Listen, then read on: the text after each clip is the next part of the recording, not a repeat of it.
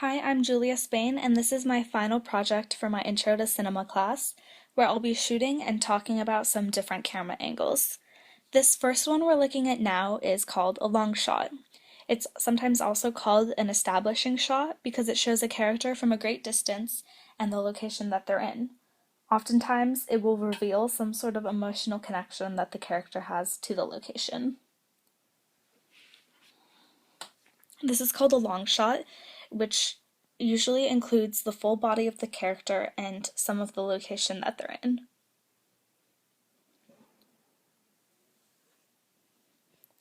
This is another example of an extreme long shot, but in a different location. And here's another example of a long shot.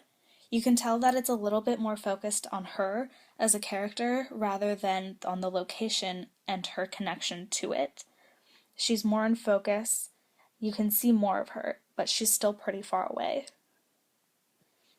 This is called a medium long shot. It goes from about the knees up. Oftentimes, this is used to show a character or two or more, and it's often used when they're in conversation.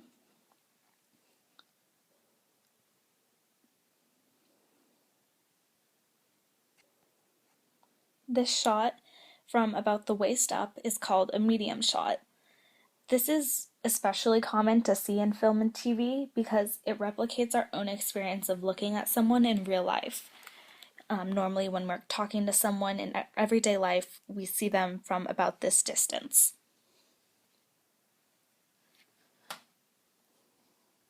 A shot taken from about the middle of the chest to the top of the head is called a medium close-up. These reveal more emotion and facial expressions to be shown in the character. You can also see these facial expressions with more nuance than a medium shot or a long shot. If the camera gets closer to the subject, it can become a close-up. This is often done on a character's face, but it can also be done on another part of the body or on an object. If the camera gets even closer to show a specific feature, it can become an extreme close-up.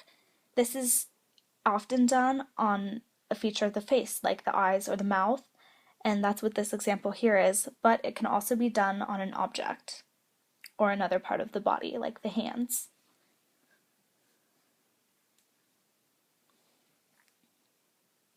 So most of the angles of these shots have been at eye level, including this one.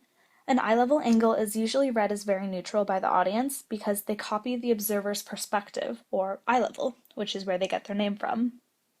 Another angle is the high angle, which can also be called a high angle shot or down shot. Because the camera places the observer above the subject, it usually suggests that the subject is inferior, like the audience can literally look down on the character. The opposite of a high angle shot is a low angle shot. This places the observer below the subject. This generally has the effect of making the viewer feel helpless against the character, or it can create a sense of admiration or looking up to someone. The difference between these is dependent on context. Like in this case, since my sister is someone I admire, the latter would be true. Thank you for watching.